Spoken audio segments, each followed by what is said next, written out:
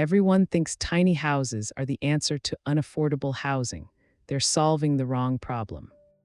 Here's the thing, a tiny house, say 400 square feet, costs between $60,000 and $150,000 to build. Sounds cheap until you realize the land underneath it isn't included. And that's where the real cost lies.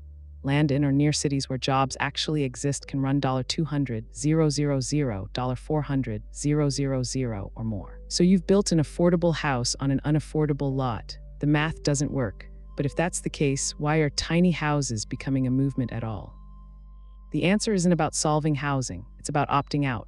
Tiny house owners are usually people with existing equity, folks who already own land or who have the down payment savings to buy some. They're not renting in a cramped apartment at 40% of their income. They're choosing simplicity and lower utility bills. That's a real choice, but it's a choice available to maybe 15–20% of the population. For the rest, the housing crisis keeps grinding on. So what's actually driving housing costs? Zoning laws that prevent dense development, construction labor shortages, and land scarcity in job centers.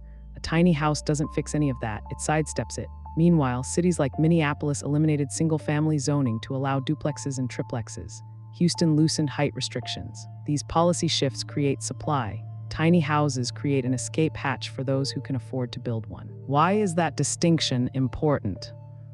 Because movements feel like solutions even when they're not systemic fixes. They're feel-good narratives. Tiny houses are genuinely appealing, lower environmental footprint, lower debt burden for the people who can access them. But they don't lower rents for a single mother in Denver or a teacher in Austin.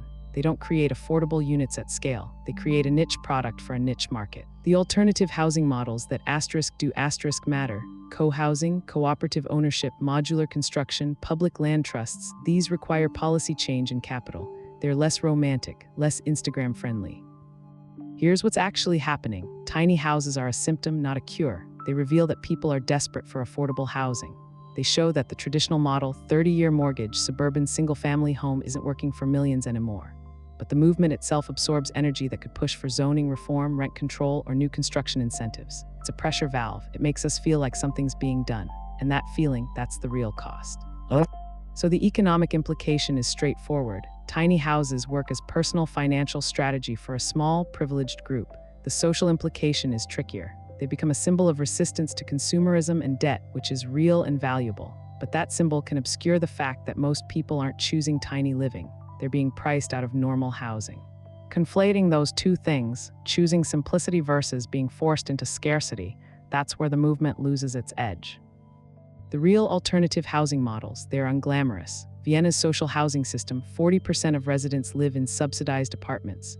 Singapore's public housing program, 80% homeownership through government programs. These aren't tiny houses. They're policy decisions that treat housing as a public good, not a luxury product. They require political will and sustained funding.